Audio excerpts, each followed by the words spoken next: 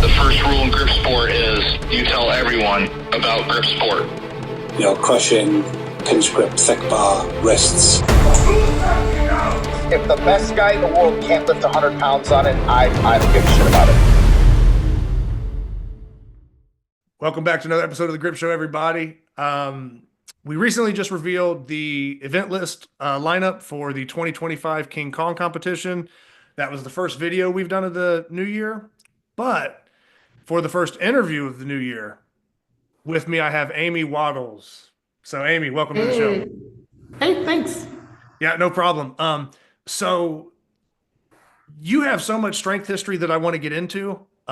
Beyond grip, in grip, that we have so much to get going and cover. A lot of people probably already very familiar with you in the grip world, or Strongman, other stuff that you've done. There's a lot of stuff since we've just begun talking recently that I wasn't even aware of that we're going to get into as well, but got me hyped up, and like the Elite FTS talk and stuff. So we'll get to all that. But yeah, no, I'm super excited to have you on the show. And I think there was a period where maybe you had stepped away from grip for a little bit, and then it was kind of like, oh, Amy's coming back, and it was a big thing.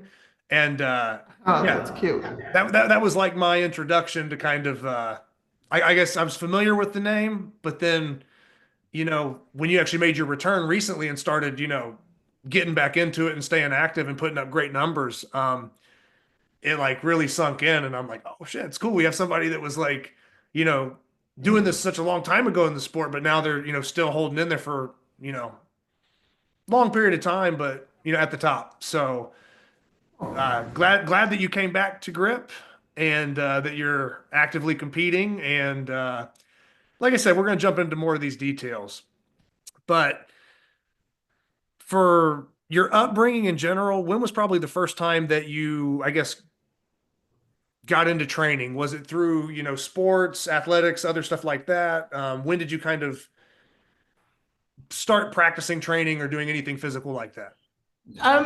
Well, just growing up, typical like volleyball, softball. And at the time, girls were not in the weight room. And I actually like kind of laughed at the girls in the weight room. Like I feel terrible in hindsight now. It's like, oh, look at her, if you'd ever see anybody. So it was definitely not typical. It was not something you were exposed to. And then after I graduated, went to community college for a semester and took a weightlifting class there. And then when I went to real college, took some weightlifting there and just sporadically started lifting, but not seriously, I would say, until about 2004, or consistently anyway. Okay. So. And everybody kind of has a different story when they make that first jump into training. Some people show up and it's like, oh my God, like you're freakishly strong at this. Or, hey, maybe that's not your story. Maybe you started off way lower and had to work, really hard to get to where you're at. Some people kind of start just at different levels. Some people are kind of rock stars out the gate.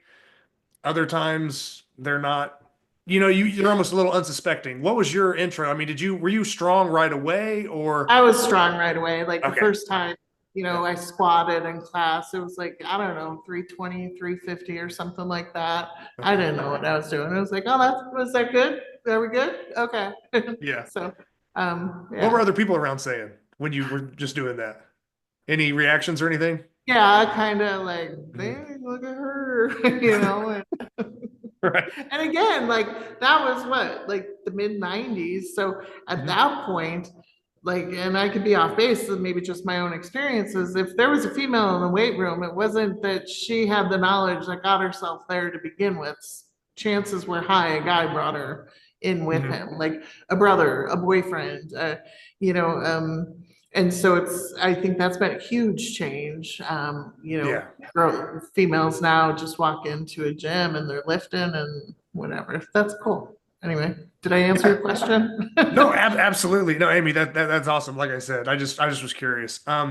So I'm going to refer to the notes here on this one. You mentioned that's when your training kind of got a little serious around 2004, and Yep. You did your first strongman competition, which was called Strongest in the West. Do you have any memories of that, kind of jumping in for like your first, I don't know, maybe obviously you were playing sports, so you had competed, but in this kind of a strength capacity, that was probably your first dive into maybe competing in a strength sport. Absolutely, yeah. And so my daughter, I think at that point was probably like 7 months old, and my principal, she competed with me. There were actually quite a few ladies. Lacey, who she's still competing in strongman, Joanne Hagedorn, she's a pro strong woman, she's still around. A girl, Dawn, out of Utah, she was around for quite a while. So there were actually quite a few of us in hindsight, and it was very intense because, you know, well, I'm competitive, and they were equally as competitive. And I just remember, you know, it was just the energy of making it through the day. And I have a lot of things that happened in my head, but I can't say them on your podcast. That's all right. Well, if you want to, you can. I mean, like I I said, can. it's uncensored, but yeah, if you want to leave it out, that's all good. Like I have, like, people think I'm really calm when I lift, or like, oh, she looks bored. That was always the thing. I have like this huge dialogue in my head, and there's a lot of swearing and like threatening people and whatever. Okay. Yeah. So there's a lot of that day. Yeah, no, I mean, that's a big part of the game, though, is kind of like psychologically psyching yourself up, or being able to flip that switch when you need to in competition. And, you know what I mean? Be able to turn that on and turn it off. And, you know, you can't have it on all the time because you're wasting too much energy and you're going to burn yourself out. Or if you're too flat and it's not on, then, you know, sometimes you got to wake yourself up. So, yeah, I think everybody maybe has their own little rituals or things. Yeah, they do like, to you get know, them. some people are like super hype and whatever. I'm just like, oh, is it my turn? Okay. Yeah. And whatever. From there, like I said, I'm kind of going down the list for some of these because they're competitions I'm not familiar with in the Okay. past. Same year, you did your first Strongman Nationals. Yeah, that was cool. Where was Sorry. that located? Do you remember? I That mean, was where that was? in Missouri. So Okay. that was back when it was NAS, North American Strongman. And it was cool. I have a picture of, you remember Jesse Morende, right? Yes. Yep. Yeah, I have, absolutely. he was there. And I have a picture of me loading stones, and I did really well for my second competition. And like my technique was awful, and he was standing like right next to me, coaching me through it. It was cool. That's a fun memento to have. So That's, that I mean, was, that's an awesome memory. I mean, there's people that would. I mean, there's people that would kill. I mean, I know several people watching the show right now just off the name and everything that would kill to have that memory. You know what I mean? yeah, That's a yeah. cool moment. And so in that nationals was really funny because I was killing it. Like, I think I was in top two, and then duck walk came, like the one thing I should have been good at, and I just tanked. And so I think I ended up in like fourth place or something, but which wasn't terrible, but disappointing, I think. So yeah, dang, that grip got me. Yeah, and then the other thing I was going to mention too, you kind of mentioned a lot of names, people that were, you know, competing around then and that time. Uh-huh. Were most of, I mean, were those people traveling in, or were they actually kind of relatively close to that area around? Traveled in because Jesse lived up in Washington. Okay. So no, it was a big, Okay. we traveled there. Okay. I just wasn't sure, like, for like a lot of the women you named for the first one, the first competition you did. Oh, in Yeah. the region, I would say.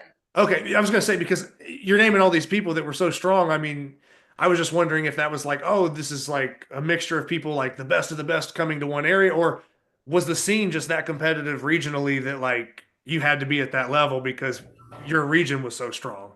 The region was just strong. I mean, Yeah. like the Pacific Northwest, we have, well, you know, we have a lot of grip history. And then just thinking about strongmen, like just in my branch of Idaho here, I think there's like 7 of us. That's like unheard of for a little area like this. So we're tough people, I guess. I don't know.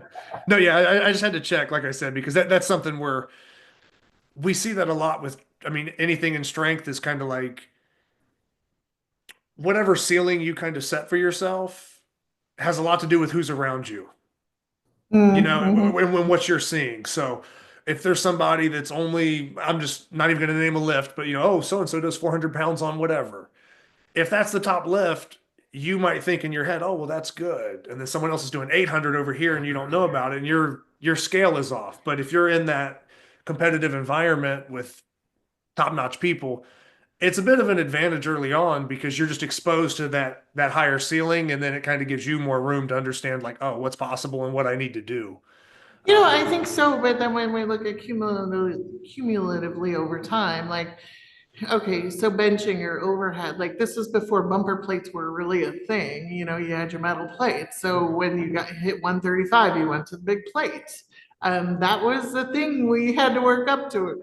And I'm sure there's females out there like, no, I never got hung up on that. I remember having conversations with the other females like, oh, I don't know if I can make this transition. This is a huge mental thing.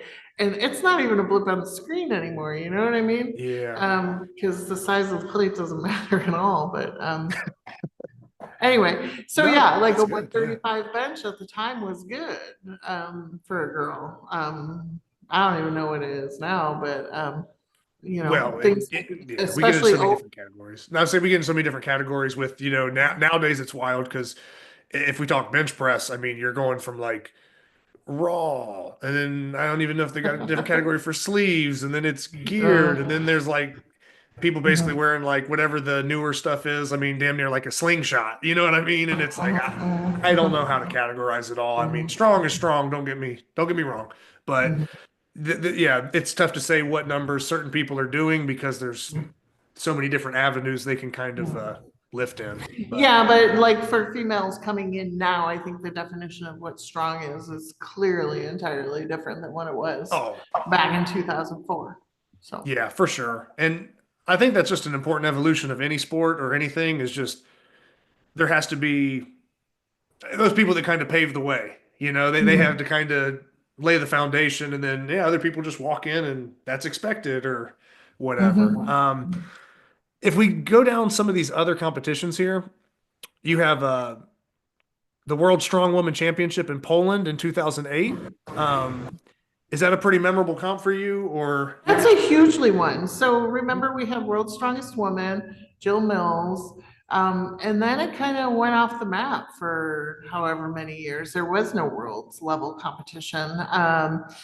And so it was, you never knew from year to year who was having it or what was happening. And then Aneta Florczak from Poland, she was a big deal. And Strongman was really popular over there. So her people are the ones who promoted it. That was huge. Like, I don't think there'll be any competition that comes close to that. It was cool. It was at a big festival. They had like a big stage and dancers. We drove limos to the competition. Huge crowd, and then afterwards we all went out into town after the competition, and like everywhere we went, we were treated like royalty. Like, oh my God, it's the strongman competitors, and that was cool. Definitely a once in a lifetime experience for sure. that's awesome. Do you remember some of the events that were contested for that? Oh What kind of gosh, stuff was we going on? had farmers carry. So Elizabeth Horn was here there too, by the way. I competed with her there. We had farmers carry, we had car deadlifts, axle deadlifts. Oh, weight for height. That one was super good. And Conan's wheel, maybe. All right. Yeah, I was just curious what kind of events because, like I said, that kind of also makes it a spectacle. It makes it entertaining too because Well, yeah, and they it did a adds to the really good job experience. with that. And how they did the weight for height was awesome. It was like, it was just go, go, go, go, go. They kept increasing the bar. And so you would have like 15 seconds between throws. So at the end, it was Annetta, Kristen Rhodes, and myself. I think we were at like 16 and a half feet or something. I don't remember who won that event, but definitely not me. But it was cool.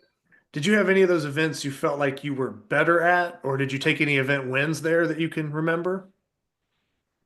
No. I know I'm dragging you back to '08 and trying to, ask you No, stuff about it. I usually in a competition, like early on would struggle with being consistent. Like if you are at the top end consistently through a competition, you're gonna do well. There was always just one event. For that one, it was Conan's that messed me up.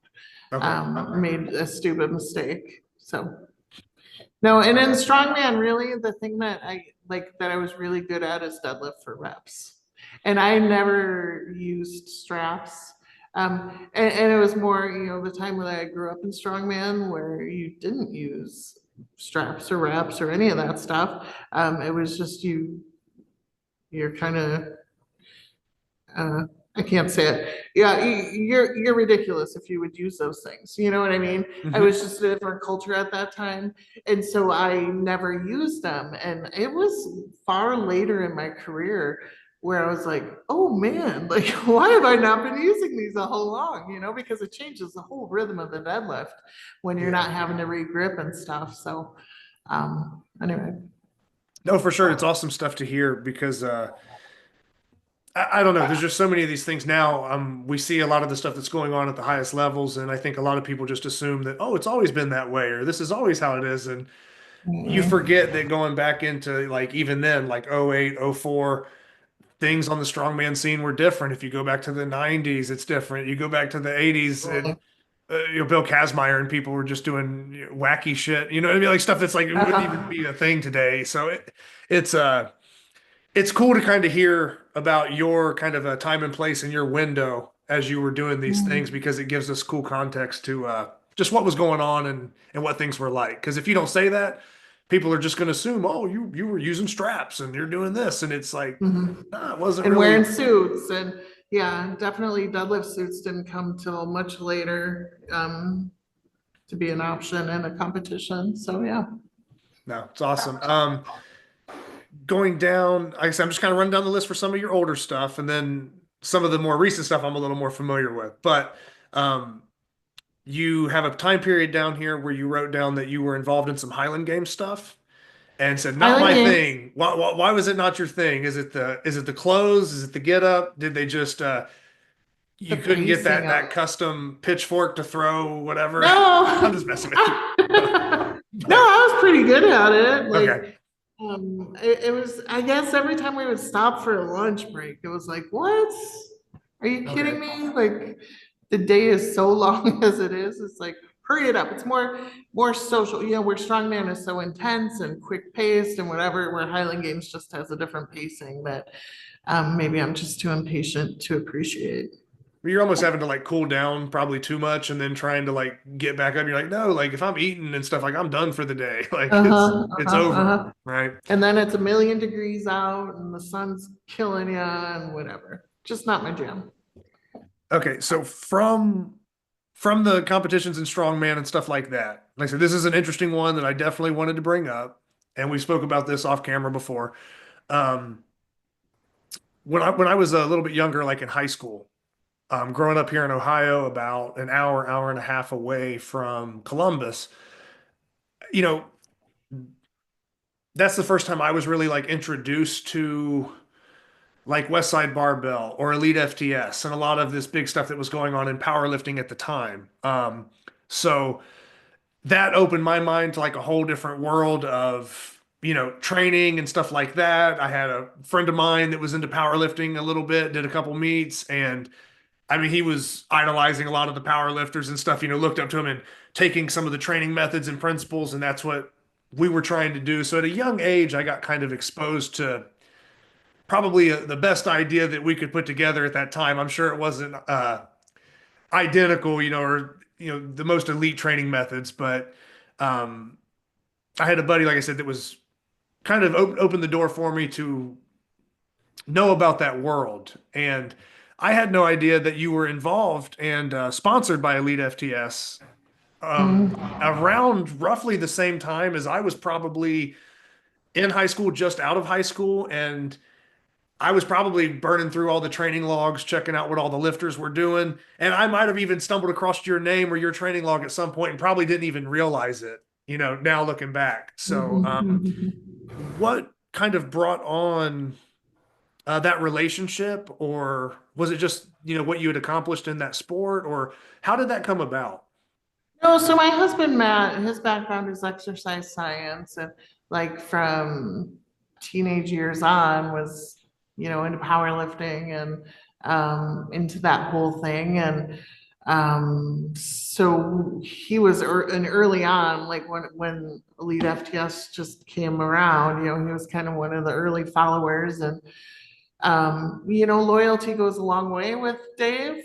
If you're applying for a sponsorship, are you even a customer of mine? How long have you been a customer of mine? Yeah. And so obviously there was a lengthy history there of us supporting the business and whatever process he used. I forgot what your question was. Oh, no, I was just kind of asking how the whole Elite FTS How sponsorship that came happened. about. And, was it just, you They competing, asked, stuff like that, and just kind of your background, and maybe they took notice of it, or it was just. so at that time, I think they were kind of diversifying beyond just powerlifting. Mhm. And so they were looking for different areas. So strongman, I think they had some fitness or figure, powerlifting. I can't think if there's, well, obviously the bodybuilding. Yeah. Dave was asking for recommendations, and my friend Lacey actually suggested, nominated me or promoted me or whatever, and then Mhm. kind of went through the process with them. And then it's a whole, not just competitive wise, what is your competition history, but really what kind of person are you? Like, live, learn, pass on. Live, learn, pass on is really big to them, and everything that they embody, and how are you as a person to carry that legacy on, I think, and sharing and reaching out to others and supporting others. So so I All right. went through that process, the vetting process, I guess. Yeah, no, that's awesome.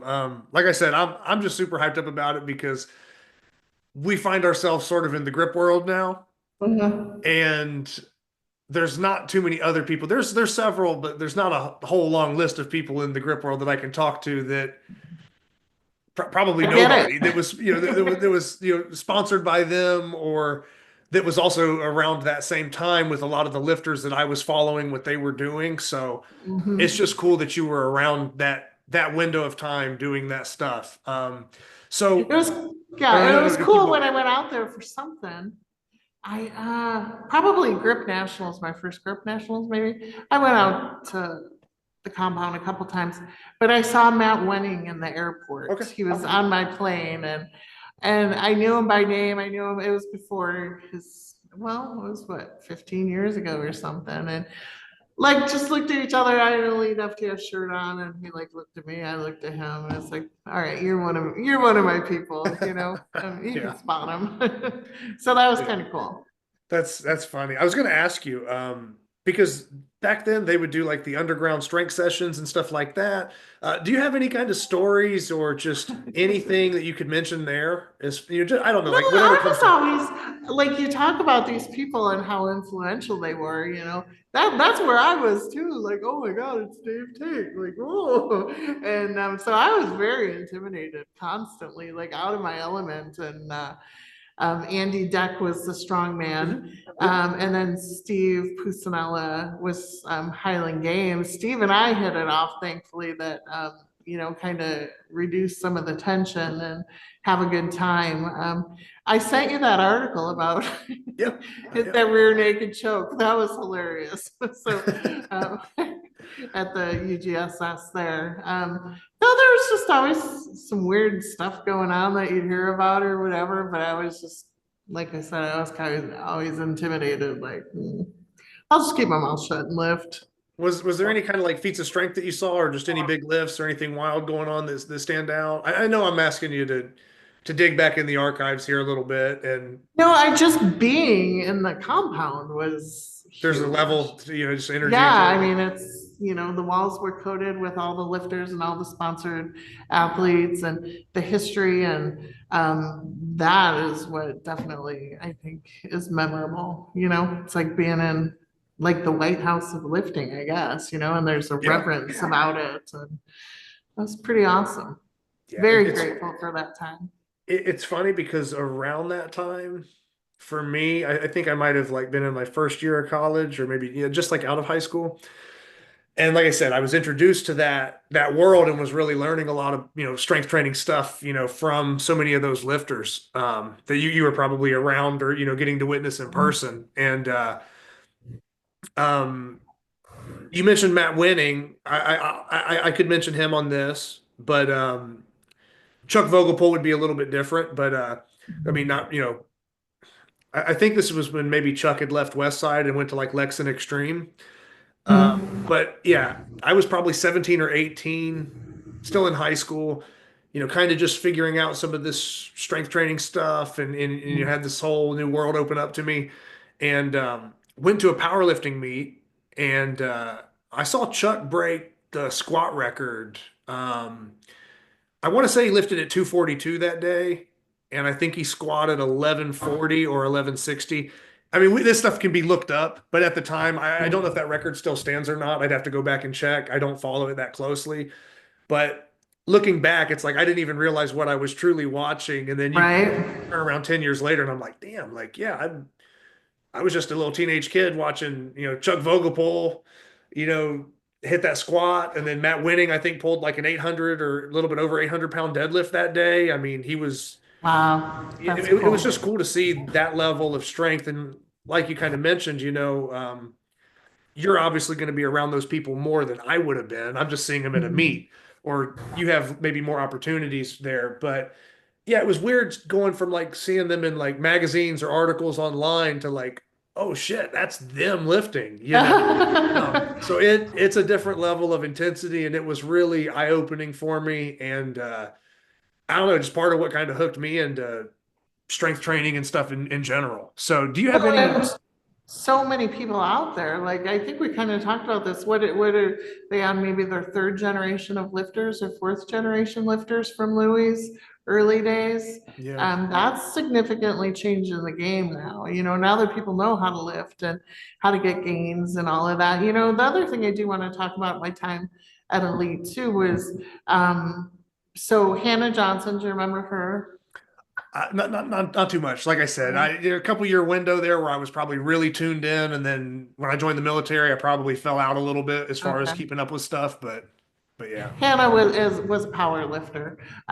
So at the time, it was myself, Julia, Hannah, Molly, maybe kind of came and went.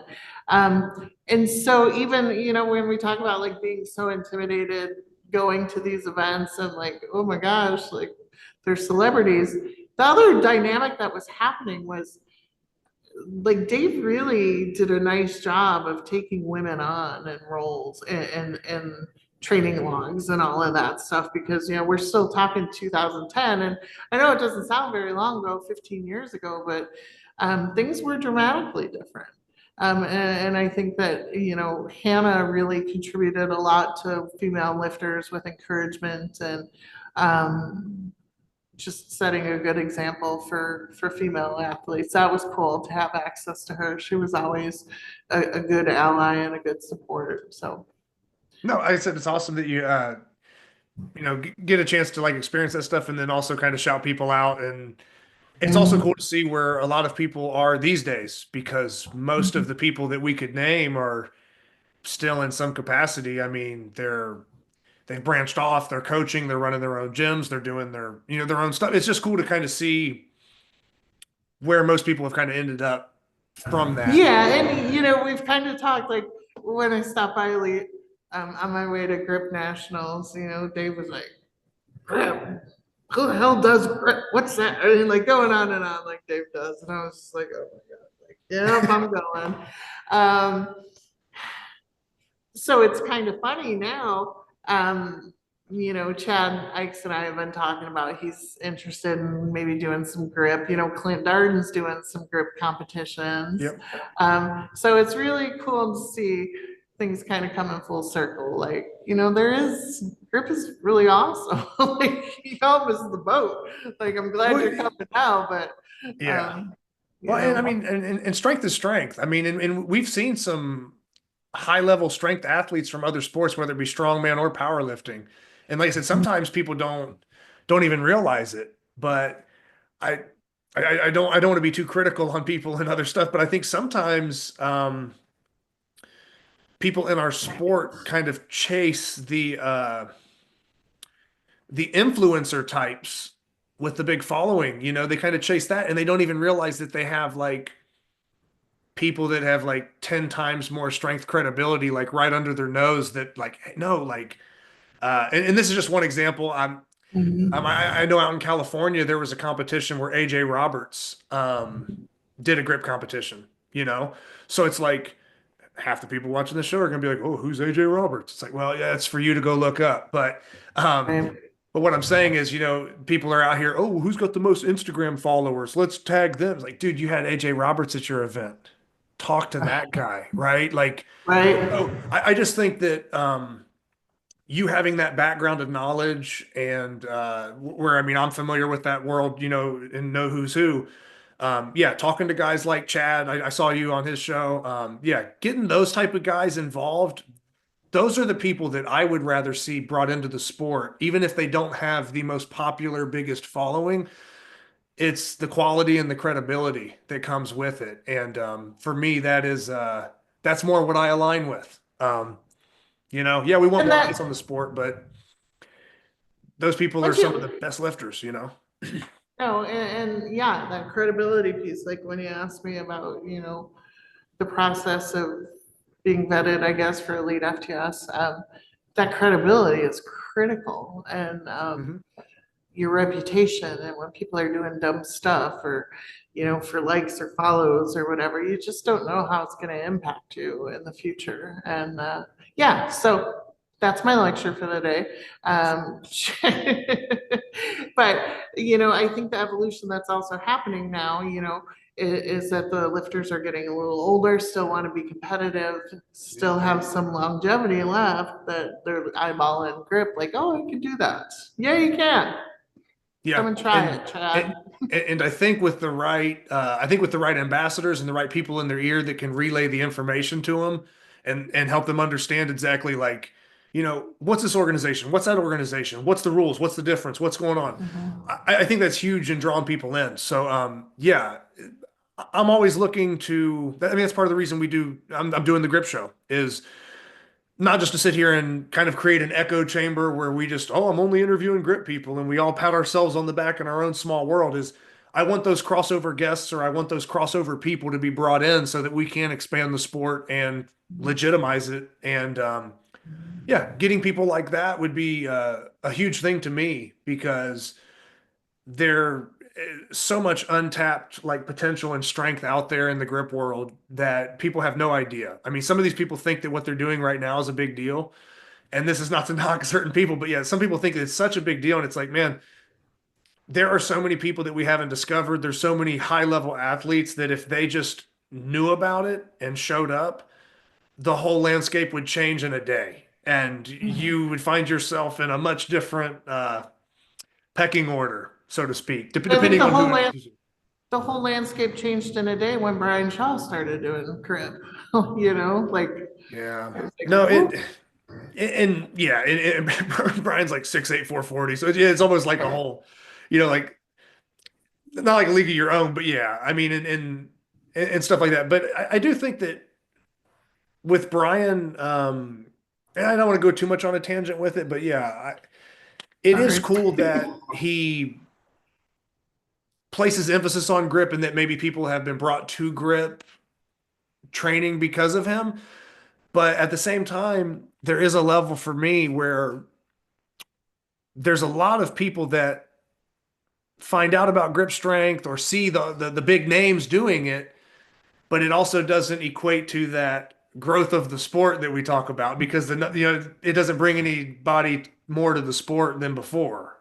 There's fans that are like, hey, he's world class, he's awesome. It's like, well, yeah, we know that, but like it doesn't necessarily translate in numbers all the time. But the No, sport's growing, but yeah. no, but what it is doing is, kind of like, oh, renorming people's thoughts of possibilities and what's possible. Yeah. Even, start out with somebody bigger than life, like Brian, in 10 years, that's going to shake out to the average guy. But that's just kind Probably. of, Yeah. like we talked about, like Chad and I talked about, 110 farmers were the heavy farmers, and there was nothing else after the 110 farmers. Well, 110 farmers are like children farmers now, Yeah. So time just keeps marching those numbers forward.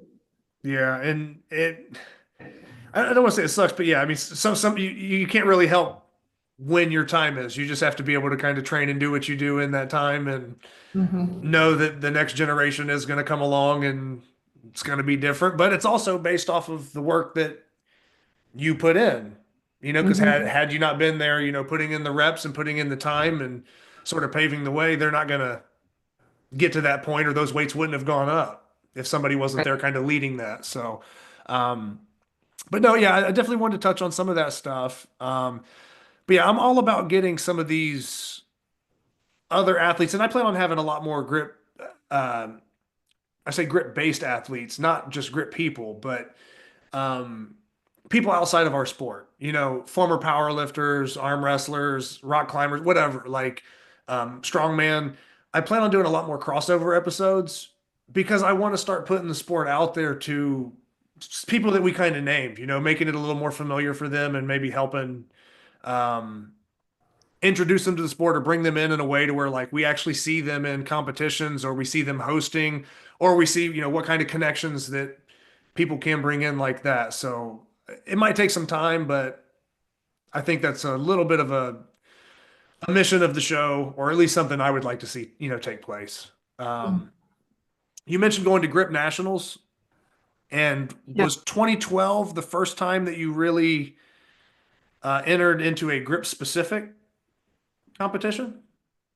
Yeah. Okay. Um, yeah, because there wasn't any out here, like in Julia, out in Washington and Oregon, they had a thing, but by the time I was ready to start competing in grip, she had moved on. And so there was nothing. So yeah, it was grip nationals. And I'm trying to think. Yeah, that was my first competition. So that was Okay. cool. Like, and that was wild too, because, and Eric, I know he loses patience with me when I'm like, I just don't feel smart enough for grip. And he's like, it's not that difficult. And, I've always tried to wrap my head around, why do I feel so dumb in grip? Like, what's that? I don't even now, I'm like, I don't even know what that is. What is that? But as we're talking, it's like, okay, well, back then, all you had was the grip board for information. And you didn't have access to people and very limited videos. And well, that's why, because I would read something and not understand it, and I'd be like, oh, that's weird, and I'd move on and never come back and revisit it. So that's where that feeling is rooted in. Sorry, that was just like a avenue of self-discovery there. No, no, it's good. One thing I was going to mention, when and this is kind of not to backtrack too much here, but it's something that just caught my mind here, was maybe it just wasn't on his radar at the time, but like you're talking about Dave Tate messing with you and basically saying, oh, who does grip, whatever, and it's like shit. Like I know J.L. Holdsworth was doing grip. You can still look at some of the database and see J.L. Holdsworth's name and stuff. I think that was kind of after that though. Okay, Like okay. Maybe it was a little bit later. I could be off a couple years or something, but Mhm. I mean, but JL's a big power lifter that's was kind of around that scene and stuff He that was a would super nice guy. Yeah, yeah. He was that, doing that the was, powerlifting at that point. Yeah. but like stupid strong grip. Like, and I don't know Mhm. if that was around the era where maybe they were like doing like the mighty mitts type things, and people were kind of Yeah. So that would have been after that grip nationals. yeah, but that's just a big power lifter that I could think of that comes to mind that like that would Yeah, have what maybe. happened to him? Where'd he go? Why is he not competing? I don't know. I mean, I know he still trains people, runs his own, His gym and training and gym. everything else. Yeah. I know he's big into like the RPR stuff and doing a lot of other things like that. But yeah, as far as grip, I don't know. It'd be cool to see him get back in grip. Maybe somebody's got to reach out. I was gonna say it's about time to shake some trees out. But Have that's what you? yeah. Are you familiar with the RPR stuff? A little bit, but not in depth. Mike Saffel actually here in Ohio. Mike Saffel has done some of the training and a lot of things similar to that. So he's more familiar with it. So Oh, the cool. last time I'll I've have to just even bring- messed with like anything RPR or even talked about it was probably uh, maybe after King Kong. Maybe Mike Saffel was showing me some stuff. You know what I Oh, mean? okay. So, but yeah, I'm no expert. I would like to know more. I mean, obviously, as an athlete or something, or anybody that's competing in anything, you're trying to improve and get better, and you're just trying to, evolve and learn stuff. But yeah, I haven't gotten too deep into that. Okay. I know Matt runs it with his athletes here, but that's as much as I know about it. I'm looking at a poster out of it right now, and every Okay. now and then I'm like, I wonder what how that translates to grip. So that'll be interesting to. It would definitely be interesting because, like I said, I know you're kind of priming your body and doing different stuff. Yeah, I don't know. Maybe something some grip people need to look into, or I don't know, Amy. You can. I can do that, right? Yeah, dive in and let us know what's going on with that. But no, I'm gonna jump back to the Grip Nationals, and that was at Andrew Durniat's. Uh-huh. What was it like, kind of walking in there or competing for that first time? It was awkward. Like I didn't know anybody. I didn't. Well, I had never done a competition. Everybody was super awesome. Like hands down, so nice. Like you would expect in grip. I'm right from the get-go. Jed was always super welcoming, on the grip board. It took me a couple of years to actually even like register on the grip board. Like I would lurk and like trying to size it up and whatever. So going to Grip Nationals, I was pleasantly surprised how super helpful everybody was and supportive. And but it was a difficult, walking into something where you don't know anybody. You flew however 1,000 miles from home to do and never had done it. That was cool.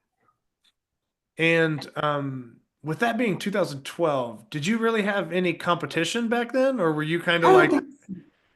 No, there was a girl, Michaela. She was an elite FTS follower. She totally came and spent the day with me there. Okay. Like, yeah, she knew I was going to be there, so we hung out and we're still friends. But I think that was the only female that day. I could be wrong, but yeah. And that just goes to show, kind of like, also we're talking about these kind of like, little pictures in time that we're flashing back to, and kind of where things are now. Yeah, the women's divisions didn't always have what we're seeing in the sport currently. Mhm. And it might have just been, one lady jumping on a plane. I mean, And we didn't have social media either to like prepare Yeah. you for what you were getting into, Yeah, you're not watching everybody's training lifts and understanding it, or just, oh, let me just go to this website where they have all the links of everything on it. You're just, I don't want to say like Wild West, but yeah, it probably was a little bit of kind of just figuring it out on the fly.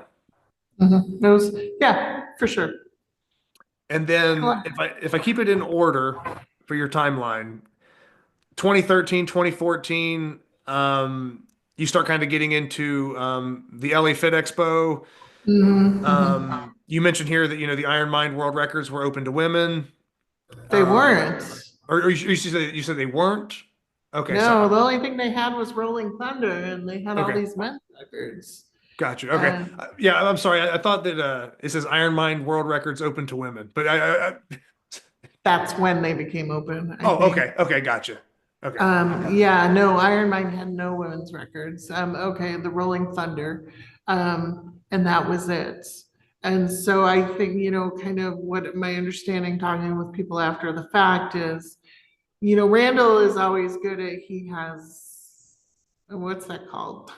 Like the base lift number, like a qualifier number. Standard or like a Standard, yeah, something, just yeah.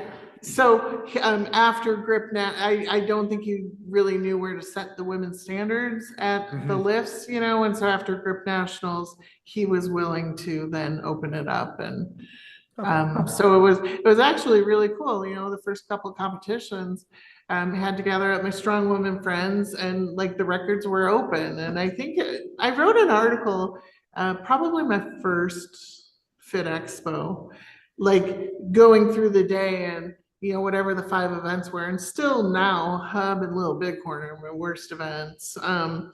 And so throughout the day, trying to pace myself because I really wanted to set a good record over here. I knew I was going to make a record here, but is it really credible? You know what I mean? Having that whole dialogue, trying to go through the day and setting standards that were motivating for women to want to come and break, and that's when Mike Burke was there.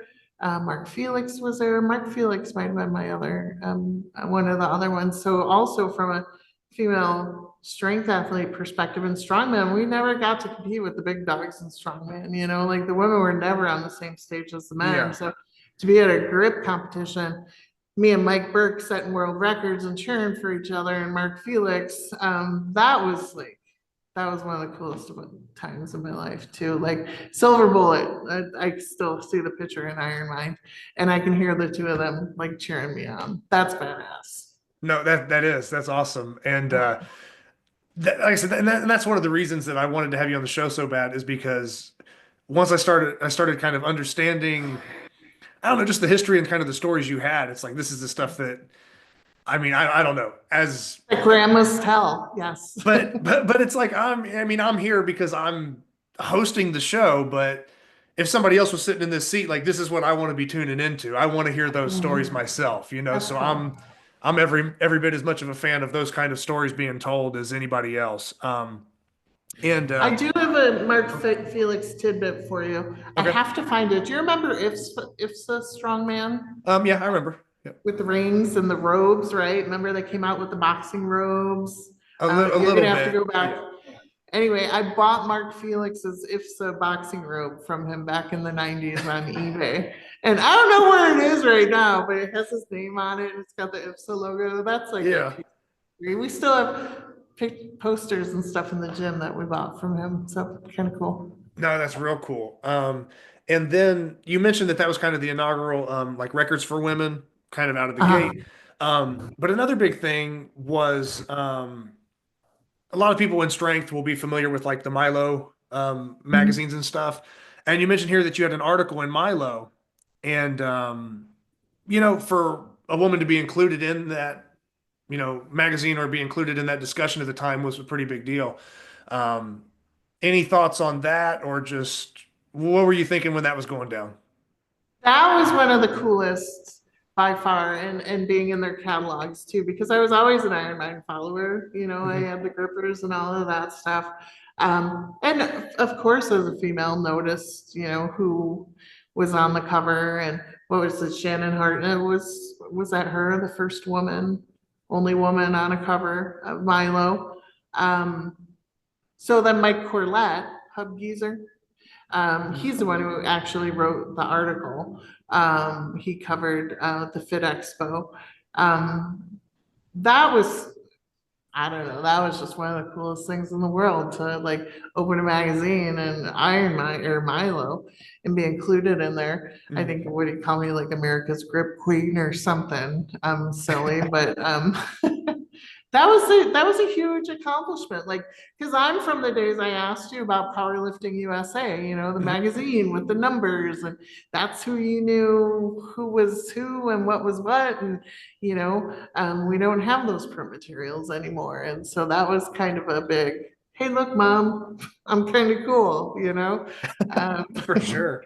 Kind of Yeah. thing. Nowadays there's 10 million websites, and I almost think the world's almost oversaturated to where, Saturated. you know, now we just have a million record holders in every weight class and every, you know, I don't know. It just, I just, yeah, I guess It's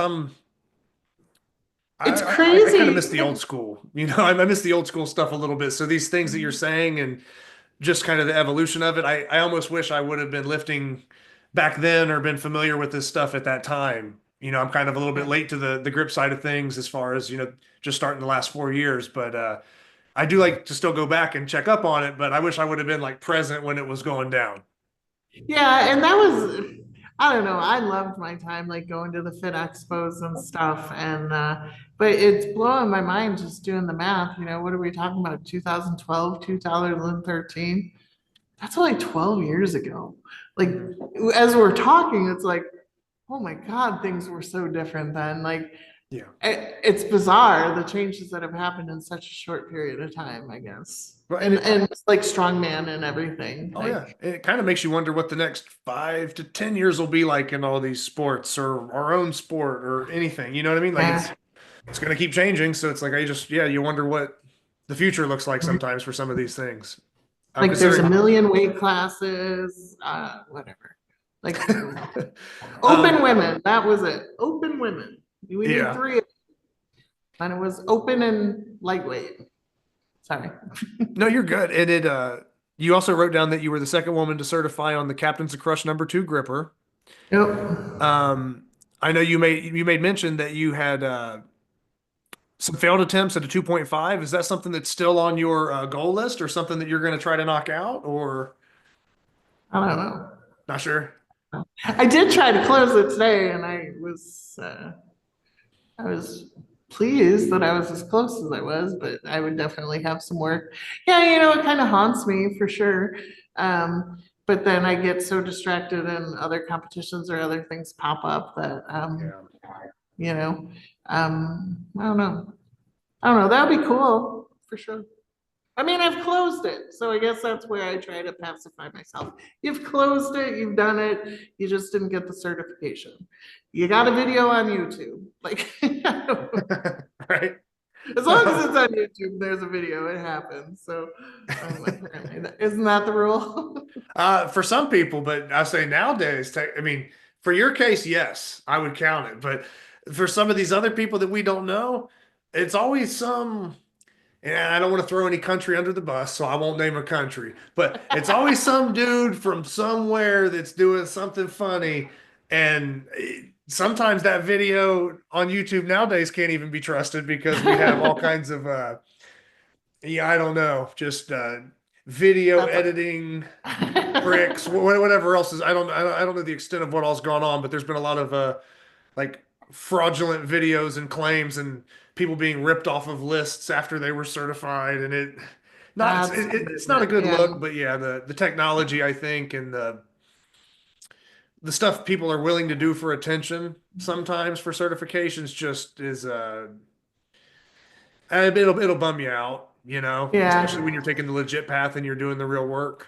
Now, the one record that really makes me sad that nobody has broke is my silver bullet record. Because it's at a 2 and it's kind of aged out in relevance with arm lifting because, in arm lifting, you can choose the higher gripper, but they're not going to increase the gripper level until the women get closer to the minute mark. And that's on par with when it changed with the men. So that's, reasonable. It's just, is anybody even trying anymore? Can somebody please just break that record to move the standards up higher? Yeah, and I know that I believe for at least on the Grip Sport International side, I think Canon PowerWorks has a set of grippers dedicated for the silver bullet now. You know what I mean? That are like, I guess, like within the. I don't want to. If I'm messing this up, don't quote me. Just yell at me in the comments. But I think it's like the average or like the mean gripper, for each level, and that's what's used. And it's kind of like the same set will be sent out for whenever the silver bullet's contested, so that everybody's kind of using the same stuff and it's not as varied. But are women going to be able to choose a 2.5 trumps the 2? I think they should be able to, at least for GSI. I don't think there should be any restrictions on that. I mean, I think it's just whatever gripper anybody wants, because I thought I could be wrong. I don't know if it was it North Americans where Sarah was maybe trying to do a 3 or higher or something like that. So I think that the option is there. It's just a matter of somebody pulling it off. Right. Yeah. Well, that's what I'm saying. I've done a 3 with arm lifting. The motivation isn't there for somebody to break the Captain's of Crush 2. Because if it's in a grip competition, they're better advised to choose a heavier gripper. You know what I mean? So that part of me is kind of sad that that is so you're basically saying somebody to take an actual 2 and then just beat the duration of time as opposed to just jumping up yes. Okay. Because then Iron Mind will increase that to a 2.5. Okay, that makes sense. Yeah, for some reason I kind of misunderstood what you were meaning there for a bit, but yeah, I'm on page with you now. Well, it's still a good gripper close. I mean, and if and especially for silver bullet too. So I mean, if you ever wanted to certify on it, I think it's still in the cards anytime you want to. But yeah, like you said, you're competing in so many other events and so many different lifts now that maybe it's not as fun, or maybe it's not even a priority with your goals or Yeah. I just got all my grippers rated, so that was kind of fun. I got them back from Canon, so. What's the highest 2.5 rate that you got? I'm just curious. Yeah. Oh. I hate to keep putting you on the spot with some of these things, but I'm just curious. Well, my numbers, because Jed had um, rated them, and obviously they're different. Okay, so here's some funsies.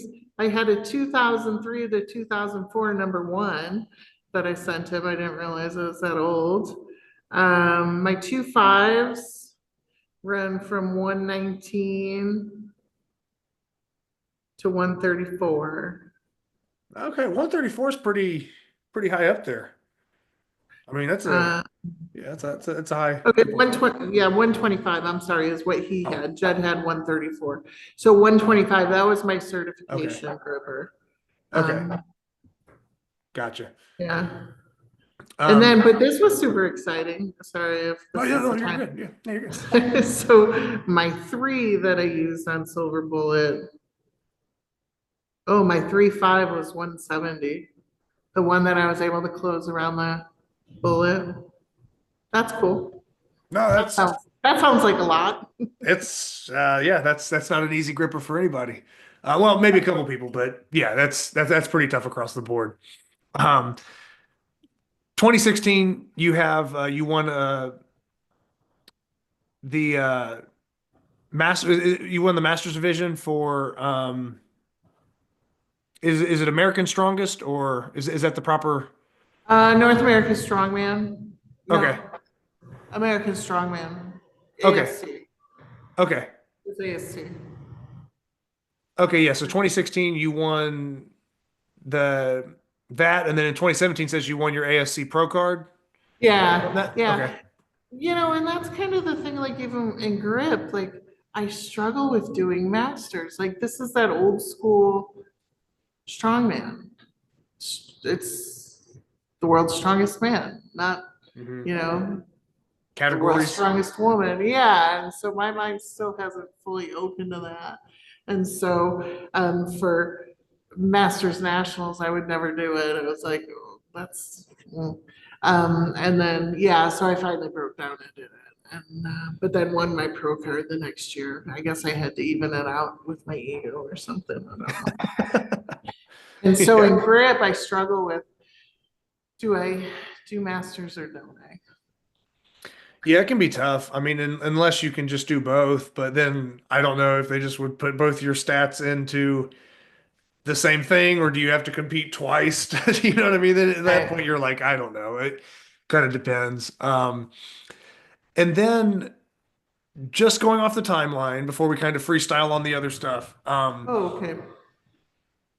You have skipped to 2024. Now, were you kind of away from grip completely, or were you still kind of dabbling in it, or what was going on in that time period before you kind of like made your actual comeback, so to speak? So my whole goal was to win my pro card in strongman. So I won my pro card done.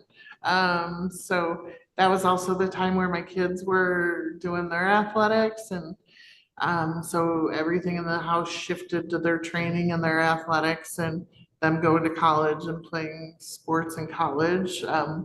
So that's what occupied my time, was supporting them and getting them to where they needed to be.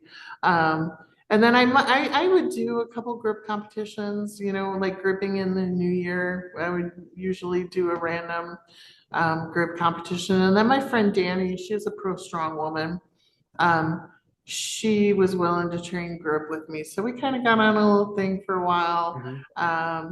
We're we had a good 3 or 4 months run of training. And then it just kind of fell apart. There's nobody here. Like it's only as good as having a training partner. And that's been the blessing of Tammy and Jen and Sarah, and is the daily connections to them and being able to talk grip and have somebody understand what I'm doing and what we're talking about and working towards. So Yeah, and with you kind of being in the game earlier than a lot of people you just mentioned there, right? Or everybody that you just mentioned. you kind of being first or being one of the earlier ones, were you kind of taking notice when other women started popping up and what they were lifting? I mean, or was it kind of like maybe there was some time that passed and you weren't aware, and then you're like, oh wait, people are doing, there's more women now. Like, what was that process like as you saw people kind of come into the sport? The person I always followed was Elizabeth Horn. I mean, she was always putting up good numbers, setting the way. So she was on my radar. And then, like I said, I would come in and step in and do a random competition or whatever. And then Sarah caught my attention a few years ago. And so I was aware of her name. And, within the last couple of years, definitely paying attention to her lifts. So that was super exciting to see her doing so well. And then Tammy too, right? So Tammy's first competition was at my gym.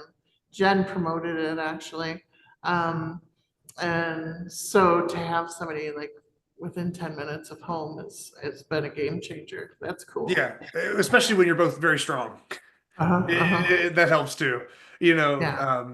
Just because you can kind of push each other a little bit more, or I don't know, it holds you a little bit accountable. I mean, you know how it is. I mean, I've had periods of time where I've trained with people and maybe they're really great people, but they just weren't at quite the same level maybe at a certain time. And it's like, man, I'm still kind of lifting alone. You have somebody there, but as far as like the competitiveness, you're not like going rep for rep or set for set with somebody. So that is cool. Now I know you took second to Sarah at the 2024 Arnold's. You've made mention that you and Tammy were the first women to be certified on the Crush to Dust, and the women were finally included in that, correct? Is that accurate? Yes. Anything up there? See, stuff happens incrementally, so it's kind of cool. Like, yeah, hooray, we got the Crush to Dust. That was a long conversation we had through the years. Like, when are the women? And I know there were other women that tried to have that conversation too. And ultimately, after the Arnold, what were there, 24, 27, 28 women? I don't know. I reached out to Randall and I'm like, there are this many women. It is time. Why is this not happening?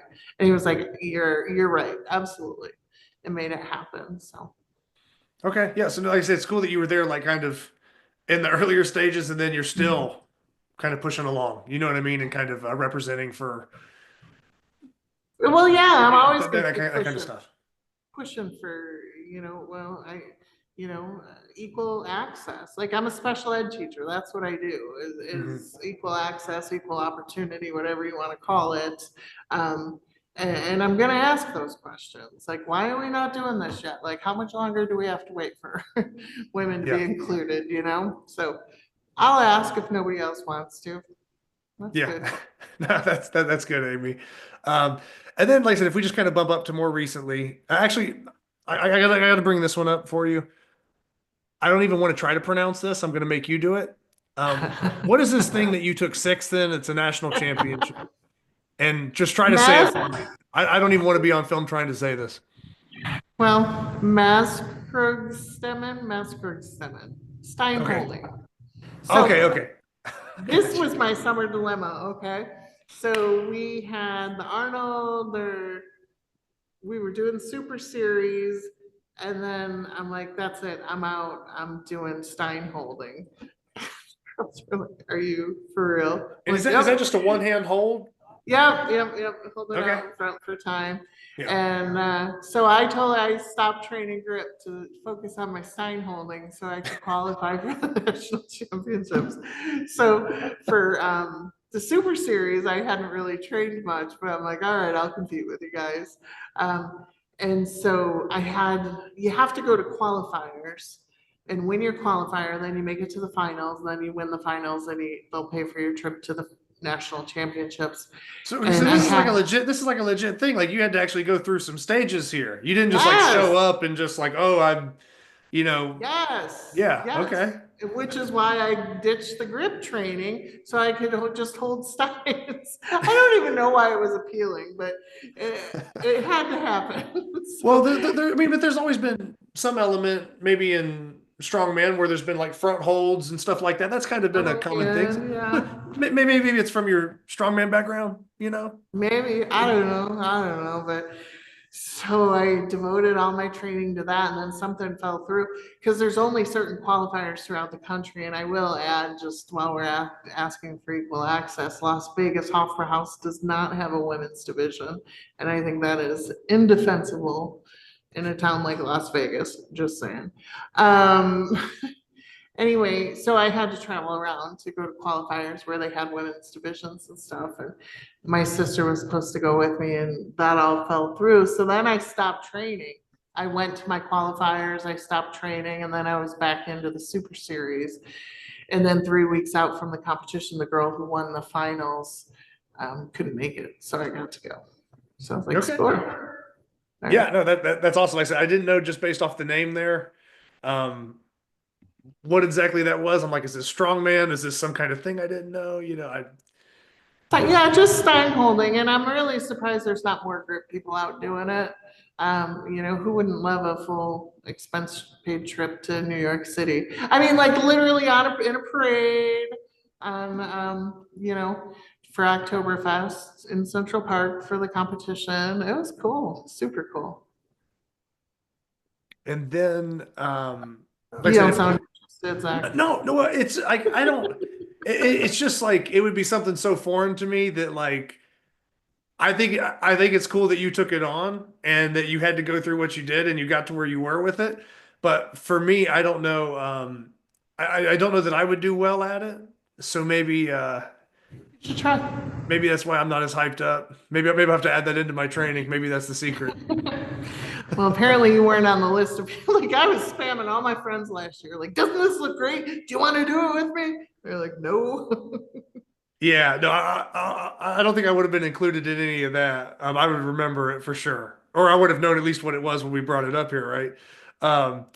So for King Kong, you won your weight class and won the Masters division, and then most recently, which I mean, we're talking recently, as in like a couple weeks ago, you were the overall winner for the Napalm Nightmare Championship in grip sport. So that kind of gives a pretty good rundown, right, of up to current day.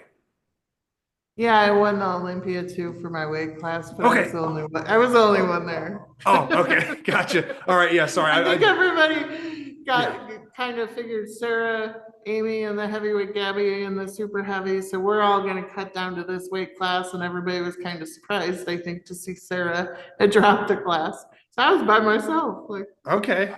Yeah. I do remember that now. I mean, obviously we do recaps on the show, so I've covered it at some point, but sometimes I don't remember every single, division or competition. But yeah, like I said, I just wanted to really cover your resume, so to speak, just kind of some of that stuff for people that don't know, because now there might be some people the last year or two that know you since you've come back to the, grip sport and arm lifting, and you've really been, basically picked up where you left off. You know what I mean? You're winning competitions. You're right there in the top 2 or 3 every single time. So yeah, I just wanted to kind of bring up all that other stuff to give you the credit that, you know what I mean? You have a long track record of competing in strength sports all across different stuff. And we joked about it, but yeah, sometimes people think that, and I'll say the grip world again, they think that the only stuff we've really done is in grip, and they don't realize that no, most people don't start in this sport. Most people, find this sport through other things. And it's always interesting to hear, was it strongman? Was it rock climbing? Was it arm wrestling? It's always cool to just cover that info. So wanted to make sure we covered your competition history and some of those things, but then we can jump into other topics. Is there any topic that you want to kind of start with at all? I don't know. Up to you, or I can just start rambling on something. I would like to pick your brain real quick. I hear these conversations about, oh, we need to grow the sport. We need to grow the sport. What does that mean? Oh, Like, man.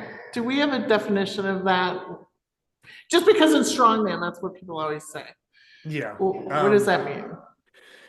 I think to different people, it means a lot of different stuff, you know, and I can't necessarily speak for others, but I can speak for myself. I mean, in one regard, yeah, if more people do said sport, I guess participation has grown, but if it's more people doing the sport, but all the people that aren't doing the sport are still unaware of it, and it's kind of just still being done in the dark, you know, maybe it's not getting the visibility, so maybe there's no growth there. You know, there's some stuff with that. I would say, and then this would be kind of a personal gripe of mine when it comes to this is I spoke to several, I mean, very, you know, high level top end lifters, and a lot of them maybe started at the LA Fit Expo that you've mentioned, um, where there was legitimate cash prizes on the line. I mean, and it was almost more of a legitimate sport. And I do understand that these days, you know, for Armlifting USA, when we do these expos and stuff, yeah, there's pro divisions, but pros aren't getting paid. So I find it, you know, I understand there's maybe some standard or criteria to be in the pro division, but in most sports, being a professional strongman typically kind of means that there's something on the back end if you perform well or win. So it is weird for me that participation seems to constantly increase in the sport, while every single year the cash prizes and prize packages for the actual athletes has completely declined and almost diminished to nothing. So that is, I guess, how I would, you know, put it. Yeah, if we have 500 people doing the sport, but when there was only 100 people doing it, they were getting paid 10 times more. I don't know. Those sound more like pros to me than the people lifting now. Yeah, I don't know. I'm just saying. So it's a very tough subject because, yeah, there's lots of ways to measure it. We could go by total amount of lifters.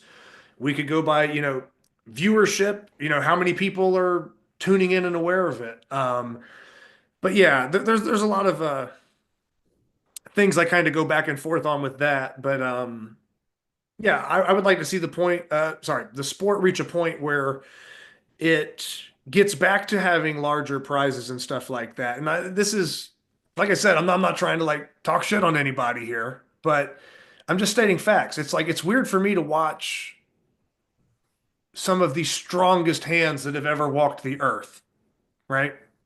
It's hard for me to watch the strongest hands that have ever walked the earth fly, you know, $1,000, $2,000 flight round trip. I don't know, hotel cost, everything else, right? $100+ something registration fee, whatever that total package comes out to. Maybe time off work, vacation, time away from family, you name it, right? People get what I'm saying. And I hosted a heavy hands competition in the end of 2023 with Ben Helms, and just little me and Ben putting together a little 15-person competition and doing our thing. The winner of that competition walked away with more money than any of the top lifters at the Olympia, Arnold, or any other competition recently have walked away with. So I just find it funny that a couple of local dudes could just throw some stuff together, still have people fly in internationally. We had lots of people coming in, people from Canada, people from Colorado, big lifters coming in.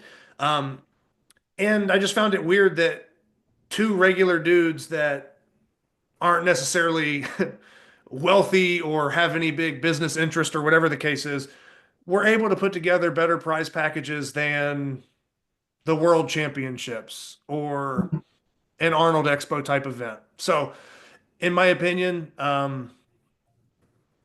yeah, it's great when numbers go up, but are the quality of lifts going up? Is the quality of judging going up? Are the prizes going up? Those are questions I really have to kind of ask everybody to take a look at. And like I said, that's my personal opinion. So if people don't agree with it or they don't see eye to eye, that's one thing, that's fine. But yeah, if if judging is questionable, if the quality of lifters and things are getting dropped. And when I say quality of lifters, like at certain times there's been standards for who could even show up to a worlds. And then it gets diminished to the point where it's like, oh well, I mean, hell, as long as you just pay the registration fee, you can show up too. Well, now it's just another competition. It's not really worlds anymore, right? So I think if the standard of who can compete drops and there is no standard and it's just a sign up, well, it kind of diminishes the point of a worlds or a nationals to some degree. So that would be a factor I would look at. So if we lower standards on competition of who can sign up and who can do what, if all the prize packages disappear, or there's zero money in the sport whatsoever, and people are going 2-3 grand in the pocket or in the hole out of their pocket just to get there. I don't know. It doesn't seem like they're really professional lifters to me. So I don't know, Amy. I know I just was on my high horse and I just rambled a lot. But those are the things I think about that are a little misleading with the sport because, yeah, all around participation and numbers on a spreadsheet can go up, but quality of lifts, judging, prizes, money. I mean, there's so much more that I just talked about there that, yeah, that's not growing. And that's a huge part of the sport, I would say. So, yeah, I don't know. But what is your take or what do you kind of think? Anything to add?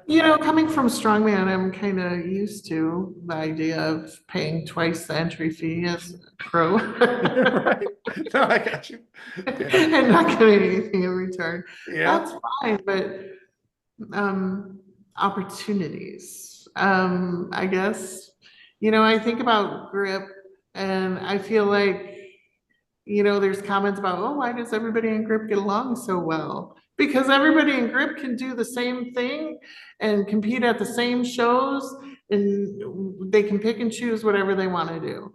Like once there's a differentiation and opportunities, and I think like the Arnold was kind of starting to do that, but not,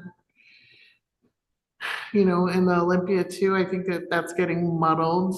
I think at some point, once the level of competition shakes out and is differentiated better, I think that we'll see more of like Lord of the Flies stuff that we see in Strongman and stuff. Okay. Sorry. No, you know what I mean? Like, why do we not have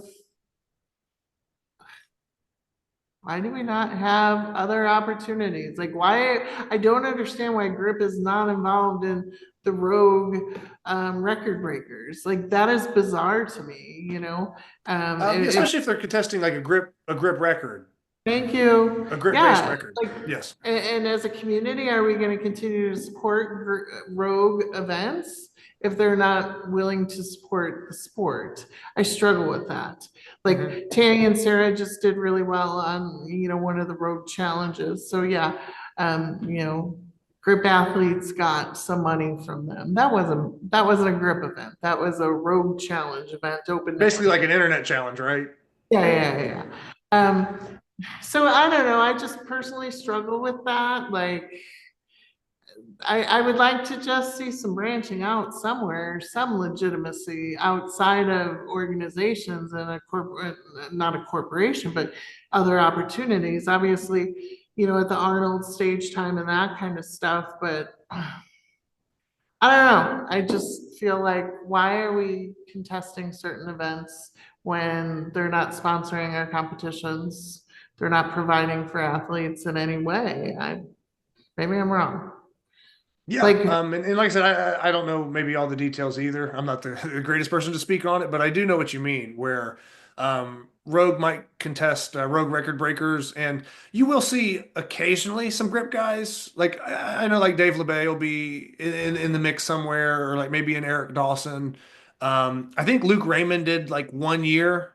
He kind of got in on maybe an anvil lift or something, but it's few and far between. And it almost seems like I've wondered myself, especially for the grip related ones, because it's like, how does anybody even get informed or sign up or even get considered for it? Because there's a lot of people that are better than the people that they have doing it that would lift better numbers or have better times if it's a hold. And it's like not even made aware to them. So yeah, I don't have a good answer for that. Okay. Well, that's one of the things that racks my brain. Like in the group community, we, have these businesses that are all supporting our local competitions, like think of, I guess it's more of an appeal to promoters when you're choosing events, please choose events of companies that are directly supporting the community and the sport, not profiting off of us.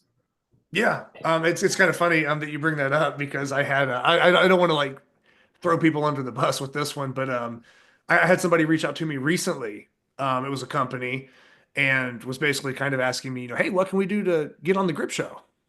And I'm like, well, what exactly are you gonna do for the sport? I do the show for the sport and the people first, first and foremost, like I said. Yes. Don't start that. There's gonna be some kind of like name thing or something going around. That might catch on. Don't do it. But yeah, and I actually messaged some people today about it. I'm like, yeah, what is this about? And essentially, I don't mind if certain companies maybe want to look at opportunities or sponsorships for the show or competitions or other things, but it's like if you just want to jump on my show to try to sell your product for free, you just want free advertising out of me. It's like, well, what are you really going to bring to the grip community? What are you going to bring to us versus just trying to sell product? Like, I understand why it's good for you, but yeah, so it is kind of interesting. Yeah, I think in situations like that, maybe it needs to be a little bit more of a mutually beneficial thing where, yeah, if a company is deciding to kind of put some stake in something or, help, I just think it should kind of match up. It shouldn't be just a one-way street. So, yeah, but I don't have a great answer for you on some of that. And maybe there's others that have better intel than me. No, these are just thoughts that rack my brain. Like, Yeah. it takes me a while to figure them out and, where to go from here. What else? Other topics, Amy, anything, like I said, we just kind of freestyle, anything that's on the top off the top of your head here. I'm looking at other kind of, just random stuff on here, but, No. but yeah, listen, it's whatever you want to cover. Like I said, I mean, if you want to ask me questions or if, I'm kind of just looking at other things that maybe we glanced over, but. No, I mean, we covered the hand. I feel better about that. Yeah, well, that was off recording though, so. Is that common knowledge? Does everybody know that? I don't think they do. So Amy was questioning me before we started recording about what's up with the creepy hand, basically the scary hand, creepy hand, whatever people want to refer to. One on the shelf. Yes. So, yeah. And that's the logo of the grip show, but yeah, it's an orangutan hand. So it's an orangutan hand. Obviously they're known for having strong grip strength.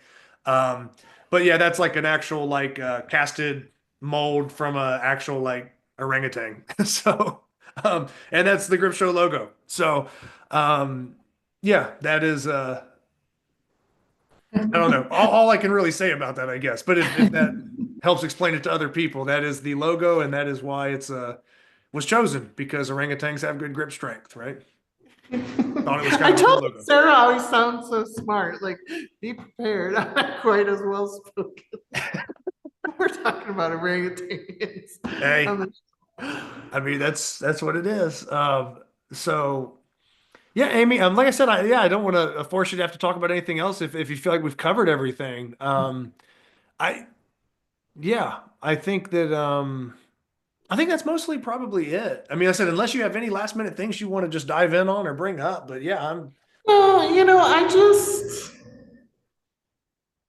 like I really have enjoyed my time in grip and plan to stick around for a while. And Jed historically and Eric trying to grow grip sport and you know um I don't know. I just for their benefit and the hard work that they've put into it, I would like to see things progress. And I wonder like with Soren, and are those days past where the big stage for grip is still an option? You know what I mean? And what kind of relationships are being forged moving forward to secure opportunities? Like in Strongman, um, it's been years and years of building on competitions and opportunities, and knowing the right people and making partnerships and stuff. And I don't know, I guess in grip, I'm just like, when is this gonna happen? Like, what can I do to help? Like, Yeah. I don't know. No, it is it can kind of be tough. And like I said, I'm not gonna have all the answers, Right. Um, I will say that there's some things that might be coming out here. Jed did release a newsletter today, kind of breaking down like regional type competitions and Yeah, stuff. And, you know, so if anybody's in that newsletter, they might know what I'm talking about. If not, then maybe try to check it out or get signed up for that. Um, but yeah, as far as like bigger expos or bigger stuff like that goes, and this is, I'm not trying to speak for Jed or anybody else, but I think that with Jed running numerous businesses and being as busy as he is, and kind of essentially how I am with my show, I'm like the one man army. To some degree, Jed has kind of been flying that grip sport flag, uh, alone. Not that he hasn't had help. Obviously, he gives credit to everybody that's helped him, often. But I do believe after some recent talks with Jed that he might be kind of looking to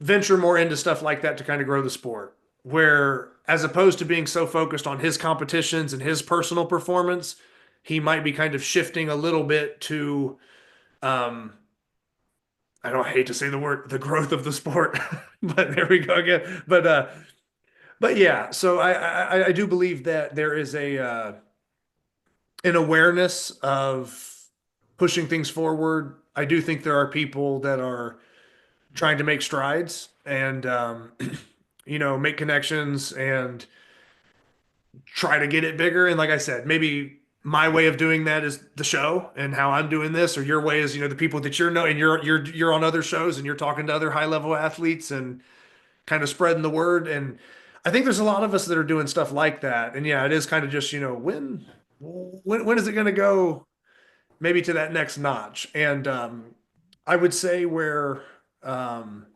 and like I said, we're talking about Grip Sport International at this moment. Now, if anybody's wondering and they say, oh, well, what about like the Olympia and Arnold or that? And then that's Armlifting USA, and those are separate organizations. But I do believe that one of the things that sort of fast tracked arm lifting a little bit more was Ode Haugen. I mean, Ode with his strongman credentials and stuff like that. I mean, that's essentially why that I think kind of took to the expos a little bit easier and stuff like that. So, yeah, without certain connections or certain, background, it is kind of an underground sport and it can be tough to kind of make that jump. So, I think there's a lot of people that are pushing for it and it is still that slow build, but yeah, I don't have a good answer of, when it'll blow up or if it ever will. But, I think there's a lot of good stuff in the works right now that is moving that direction. But yeah, I think it's a lot of, smaller people just trying to do their part and kind of carry their weight. And accumulatively, it might take a minute, but I think everybody's genuinely wants kind of the same goal. I don't know, like I said, hopefully that's a good take on it. No, I appreciate that. I get lost always hearing grow the sport, grow the sport. What does that mean? So Yeah. do people know and do people understand what the consequences of that also mean? But so it'll be interesting. I'm excited to see kind of how this all shakes out and things to come. And just like we mentioned before with how things have evolved from past, whether it be powerlifting, whether it's strongman, you look back 10, 12 years and you're like, oh my God, it was like a different world. Now, Mhm. yeah, give grip another 5 or 10 years. Yeah, a lot of stuff might be different for both organizations. There might be another organization. Who knows? Anything could happen. I don't, Yeah.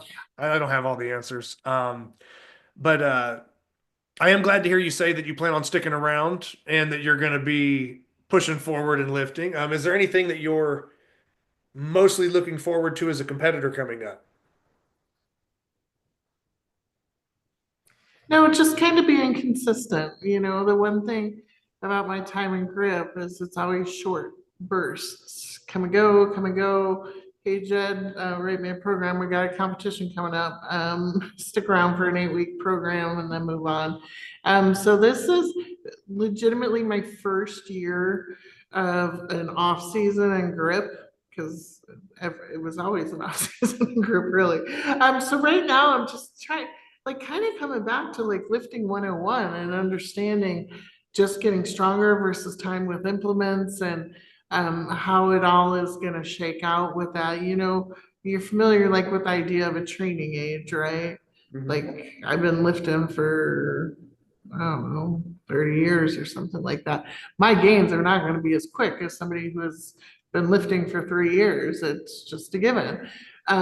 So with grip, I'm still, I'm kind of like in my head, like, does that really, is that training age really going to be on par with my lifting age or with my grip training? So I'm kind of interested to explore that more. Does that make any sense to you whatsoever? Yeah, I feel like I'm getting it mostly. I could be off a little bit. I don't want to say anything dumb and like mess it up, but yeah, I feel like I'm understanding. Sounded smart though, right? No, it is. But yeah, do you have any personal, I don't know, numbers you're shooting for on specific lifts, or you don't want to share, or I don't know. I always ask people sometimes if they have like a goal or a certain feat they're trying to do or something, or. Like I low key love the napalm nightmare. Like, why have I not had that in my life sooner? So I was bummed. I want to hit 400 on that. That would be super cool. But I guess And you're talking about like the 2-inch rolling handles? Yeah, for yeah, that? yeah, Okay. yeah. I was gonna say if you're talking like 2x5 pinch, it might be a long time. I'm just messing with you, but, Well, and like, we're talking about training age, right? That 2-inch pinch, like I've never done that before and Mhm. like excelled at that. So like, how much more do I still have in me? That's what I'm Yeah. excited to figure out. Like, is there growth and gains? And how slow is it going to be, or how quick is it going to be? Like I said, one thing we do always talk about, we mentioned earlier, was the longevity with grip. And I think that, yeah, with consistent training and knowing how to train, you've done a lot of strength training, a lot of different things. I think that I think there's still a lot left in the tank, So I think especially if there's certain implements that you're just now getting your hands on or that you haven't been familiar with and you give it time and actually train with them. Yeah, you basically can't lift on it, train on it, and then like get worse or But you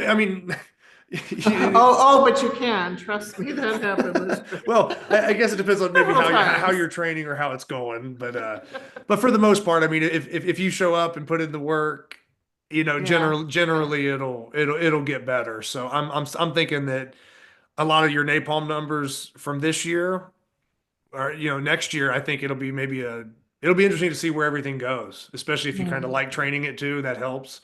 So, yeah, Amy, that might be about it. Like I said, I feel like we rambled pretty good and got a lot of different subjects covered. Just wanted to give you a chance, like I said, to kind of really cover your history, really get into maybe some different topics in the sport that maybe other people won't talk about, maybe they're not willing to talk about, and just we kind of covered some different stuff today. And then, yeah, I always like to ask people, moving forward, what do they want to, how, are you going to stay competing and blah, blah, blah. And yeah, you've mentioned that that's going to be a thing. So I look forward to seeing what you're going to do this year. And are you going to be at the Arnold's by chance? No. Okay. I was wondering because like I said, I'm back in Ohio, so I'm going to be there. I was going to say, oh, I'll meet you in person. I know. I was kind but of bummed. Yeah. it's all good. But also I do understand that flight from Idaho and the distance is, if the Arnold was in Idaho, I probably wouldn't be flying to it either. So, you know what I mean? Well, and really, it's the same exact competition as last year. The events are the same, and so that's not super exciting for me. Yeah, and I just did like the King Kong reveal with Eric, where he switched up 2 of the 4 events, and so you're always, when you're having events, there's always going to be people that don't like a certain event or that do like, well, you're never going to make everybody happy with every event. But to credit your statement there, yeah, when it's kind of the same thing every single year almost, you kind of know who's going to lift what. You kind of already know how everything's going to unfold. Not to say that there's not some new people emerging or someone adds some weight throughout the next year, but it kind of it loses its I don't know. It kind of just kills the buzz of the competition for me if I can look at it and basically say, okay, it's Axel. Well, here's the guys that are going to win that in this class. Like, okay, it's Saxon. Well, here's who's going to do this. Yes, we always might have an outlier come in and shake things up, but for the most part, like, yeah, I don't know. I mean, if we're talking, I don't want to go down and start listing people in events because I can name who's good at what, but yes, if an event lineup remains the same for too long, it gets a little stale. And I think that is a challenge for promoters sometimes, is switching it up enough to where there's that level of mystery and the outcome, and it kind of changes the layout, but also not losing the integrity of what we're really trying to find out. And that's, maybe who has the strongest grip, or for Axel and other things, body starts to become a factor too. It's not necessarily purely grip based. It is, almost more of a strongman type event. But yeah, that is a factor with these annual competitions, is the variance in the events. And sometimes, yeah, if it's the same thing and someone's already done that 3 years in a row, hey, do I want to fly and do all that stuff again? It gets old. So I understand that portion of it from your perspective. Yeah. So yeah, Amy. Well, you're doing good things, Zach, and I appreciate, Oh. having me on here, and I love listening to your show, and just bringing new light to different things. It's nice. It's a breath of fresh air. So thank you for that. Well, I say thank you for coming on. Like I said, because if it wasn't for the lifters that paved the way and the lifters that are willing to give me their time and answer all these questions and, talk to us, then I'd be sitting here talking to myself, or, I don't know. But yeah, no, so thank you for, all that you've done in the sport. And, yeah, thank you for sticking around and still kind of pushing for things, for the athletes and everything else. So, yeah, I think it means a lot. It means a lot to me, but I think it means a lot to, anybody that's watching or also competing with you. I think they definitely appreciate it. And, yeah, that's kind of us, I guess, doing our part to, spread the word and keep things going. So, but yeah, if there's nothing else, probably wrap up there. Good. Yep.